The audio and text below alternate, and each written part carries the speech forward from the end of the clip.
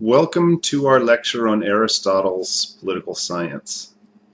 In studying Plato's Apology of Socrates, we saw the great conflict between Socrates and the city of Athens. Socrates claimed to be helping the city by helping some leading citizens to see that their opinions were shadows, believing that if those opinions were not lifted up toward the truth, they could tear the city apart. From his point of view, Socrates is innocent. But from the people's point of view, Socrates was destroying the common faith that the city needed in order to survive. The city said that Socrates was guilty, and it killed him.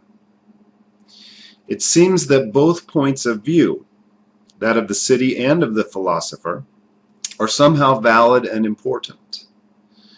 Socrates is innocent, and Socrates is guilty. There is an irresolvable tension between the city and philosophy.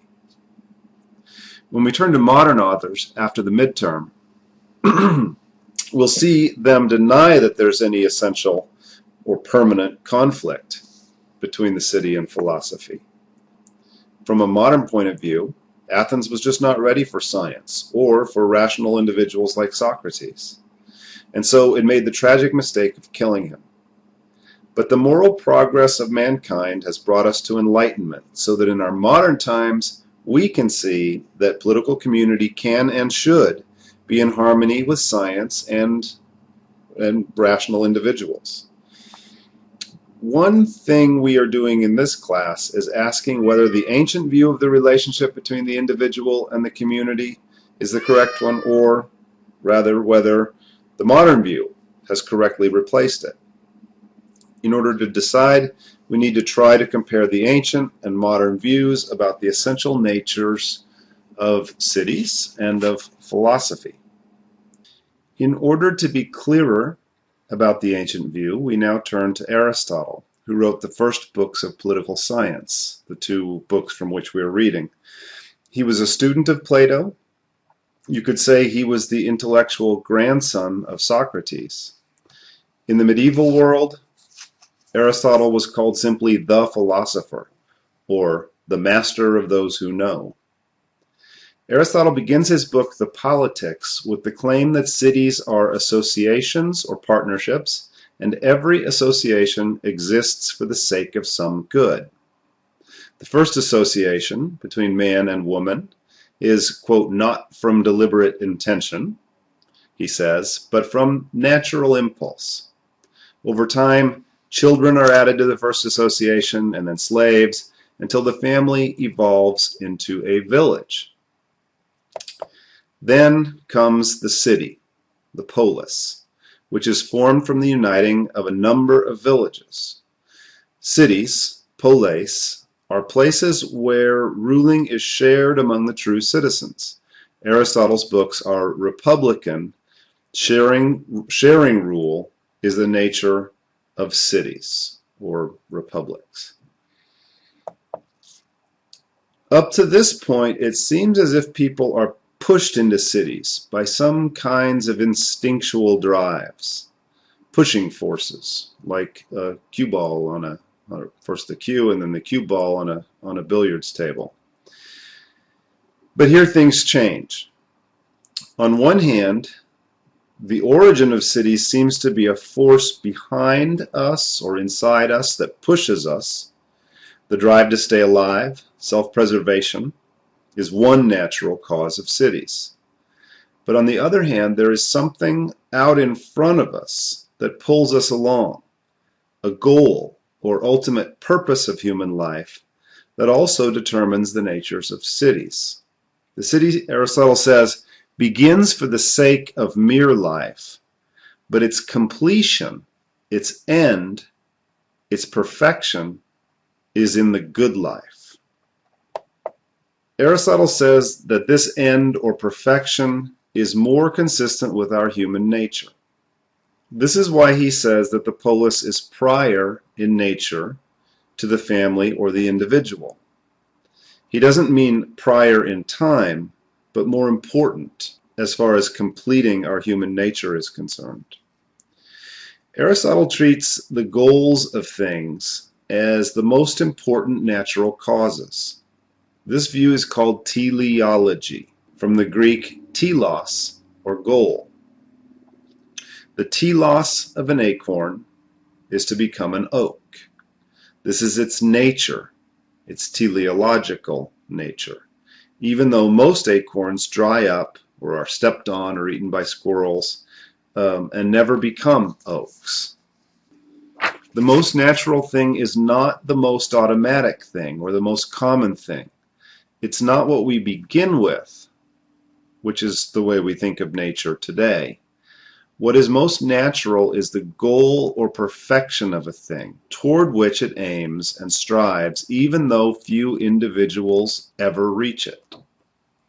The city, or polis, is the most important association for human beings because it is the community in which human nature can reach its goal, its telos. Not that everyone achieves the goal, but living in a political community is a necessary means to achieving it. This is what he means when he says that man is the political animal, the animal intended to live in a polis. The two books from which we are reading, the Nicomachean Ethics and the Politics, go together as one science of politics. For Aristotle, ethics and politics were inseparable. For him, the purpose of political knowledge is to make excellent members of cities. Even if only a few members are excellent, it can still be called successful. Modern science will not stand for this view. Judgments of excellence and ends are invalid, quote, value judgments. There is no natural end to human life. Nature does not give one happiness for all human beings as such. For Aristotle, political science cannot be indifferent to values or to the ends of life or society, because to be a human being is to have values, to care about goals. A human science that denies values commits the absurdity of denying that it is a human science, a science of human nature. The naturalness of the city is tied up with the naturalness for human beings of logos, L-O-G-O-S.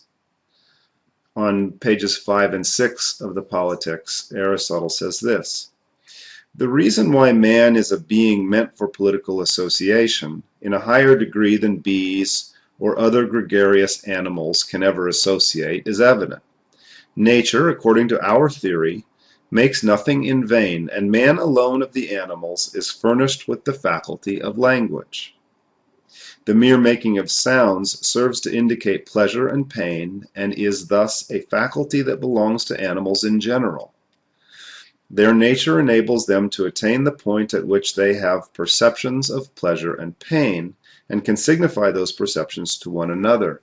But language serves to declare what is advantageous and what is the reverse, and it therefore serves to declare what is just and what is unjust. It is the peculiarity of man, in comparison with the rest of the animal world, that he alone possesses a perception of good and evil, of the just and the unjust, and of other similar qualities. And it is association in common perception of these things which makes a family and a polis." So for Aristotle, our natural capacity for speech is tied up with our feeling that we are free to make choices, that we are somehow morally responsible or accountable for the correctness and wisdom of those choices. When we use speech, we make judgments about what is good or noble or just. We have a kind of spiritual freedom that makes acting well as acting poorly or even wickedly possible for us. If speech and judgments and reason are natural for us, then considerations of the goodness or justice of goals is also natural. We develop our speech and judgment together in communities, and so those communities and our common consideration of the best ends is also natural. Most modern science denies that ends are part of nature. All these things must be considered as unnatural, artificial, or contrived. For most modern science, spiritual freedom or choice is not truly part of nature. What is truly natural is only matter and force, energy. What is real is power. Aristotle would have you ask yourself whether you can believe that you have no choice, no freedom. If choice is real, he would say, then matter and force cannot simply be all there is. And for us, they cannot even be first. Aristotle's science assumes that human beings have souls and make choices based upon our goals. For our way of being, ends are first. We do everything we do with an eye to an ultimate end, which we believe is the ultimate good, and our name for the greatest or most ultimate good is happiness. For Aristotle, if you want happiness, and we all do, then you must strive to be an excellent human being, just as only that acorn that becomes an oak achieves its true nature. Only that person that becomes perfectly excellent is a true human being, truly humane. Here's some evidence that being happy requires excellence. Most of us believe that having the perfect mate would be an important part of being happy. What is the perfect mate? Your first response may be that it's different for each of us, and that is undoubtedly true. But it turns out that I think if we list the characteristics of the perfect mate, we will all mostly agree. She, or he, if you prefer, should be intelligent and thoughtful and caring and faithful and so on. And of course, beautiful would be on the list. If we pressed ourselves, I think we would even agree that the beauty of the soul is more important than the beauty of the body. We've all met a physically attractive person that gets less beautiful as you come to know him or her. And on the other hand, we know how some people become more beautiful because their inner beauty quickly comes to the surface. And what does that person want? The same thing.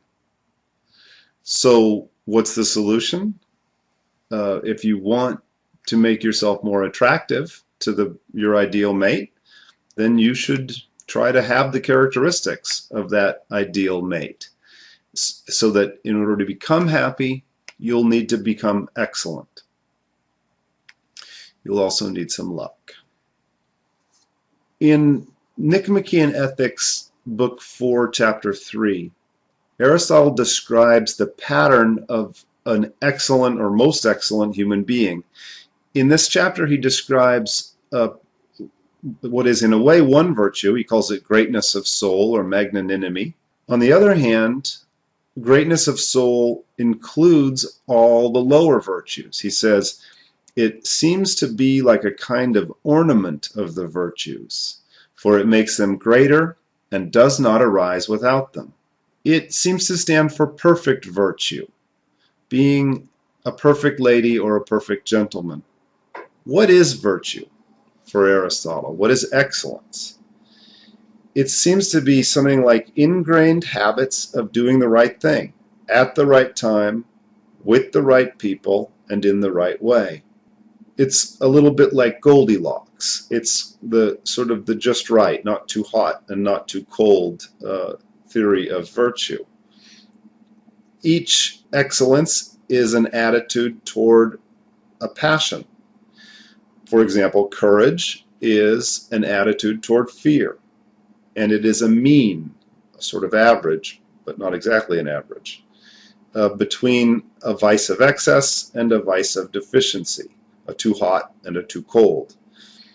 Not enough of whatever makes courage is cowardice, and too much of it is foolhardiness. All of the virtues are not equal. There is a ranking or a hierarchy of virtues because there is a hierarchy of good things, of ends for human beings. The most obvious trait of the great-souled man is his accurate estimation of his great self-worth. It is the proper attitude toward great honors. Such honors are especially due to the excellence of his reason. The ability to reason is what makes human beings, and the highest excellence of a human being is reason. Excellence of reason is the peak of virtue and the mark of having a great soul. The other virtues are properly in service to the fulfillment or perfection of reason. But Aristotle makes things a little hard on us by seeming to point to two alternatives for the perfection of reason. He forces us to ask whether this great-souled man is the political man, like Achilles here, or Pericles, or George Washington, a man who has perfected his practical reason, or whether it's not perhaps a philosopher like Socrates, the new Achilles, as he seems to refer to himself in the Apology, who has perfected theoretical reason. In Book 10 of the Ethics, the theoretical life seems to be the peak of human excellence. Contemplation is the great pleasure that is its own end, the greatest good for human beings. Contemplation is more self-sufficient. Nothing human is perfectly self-sufficient, so it's only more self-sufficient than other ways of life. And it needs the least sort of equipment, the least help from outside of itself. Theoria is thinking, and at its peak it's a kind of watching. Theoria is usually translated as contemplation. The highest purpose of life seems to be some kind of accurate watching and seeing of the world. Contemplation is our natural fulfillment. It is an activity, but it is also a kind of rest or stillness. This, Aristotle says, is true leisure. Leisure is not play for him. The word is skole, from which we get our word school, and so we are enjoying our leisure even now. Contemplating what God does.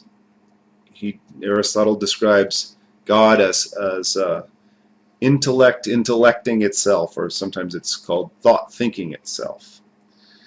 When we contemplate, we are closest to God and most divine, and yet we are not gods. Contemplation is most divine, it's not simply divine.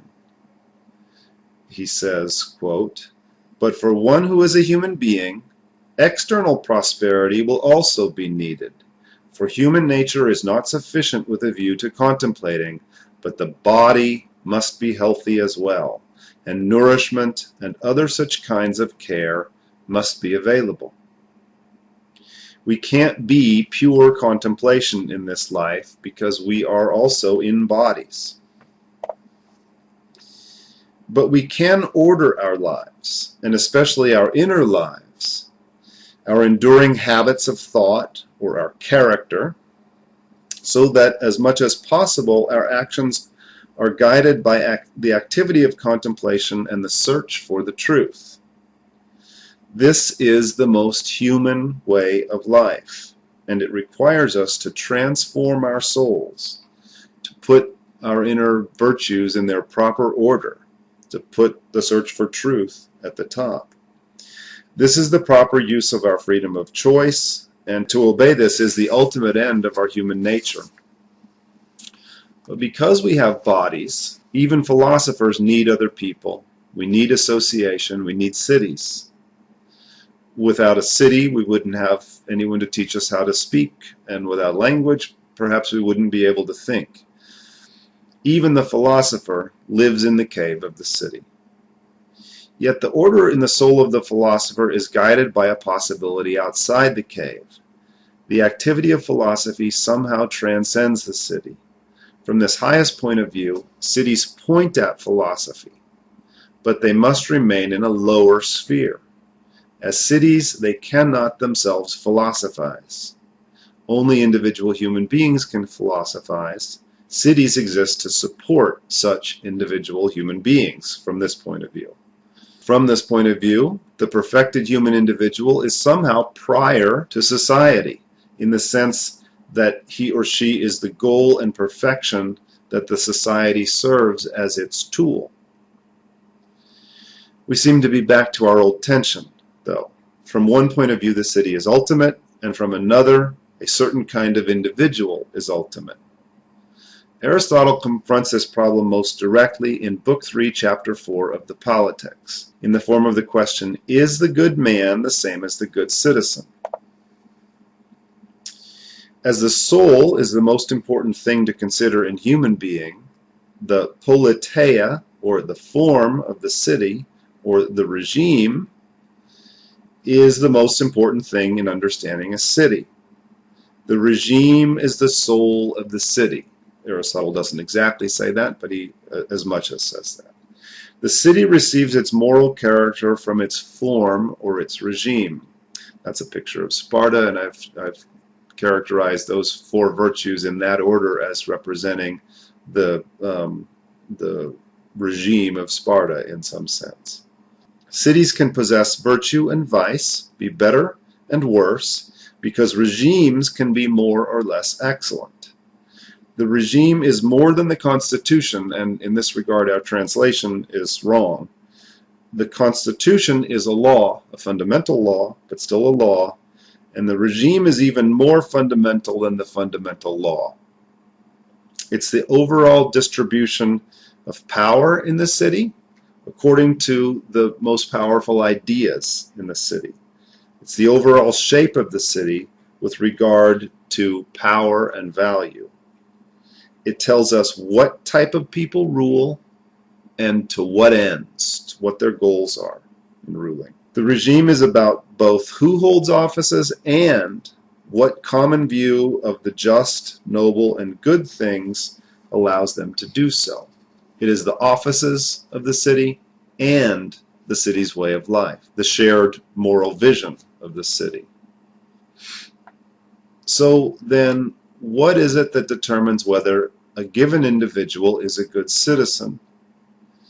It is how he or she meshes with the regime. Is she obedient to the laws? Does she support the city's action? Can she both rule and be ruled in the city? Does she share the city's understanding of the good, noble, and just things? This person seems to have, as the illustration indicates, the same order of virtues in her soul. The excellence of a citizen is relative to the regime. A good German Nazi is different from a good American Democrat or a good Cuban communist.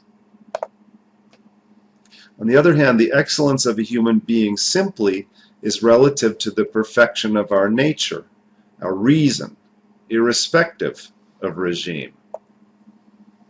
So if we remember the Apology, from the city's point of view, its opinions are the authoritative goal. It wrongly takes itself to be completely natural. From Socrates, the philosophical point of view, it is partly natural.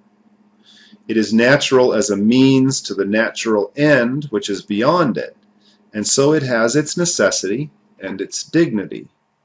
But the city remains in opinion, although it sees itself as an end and true.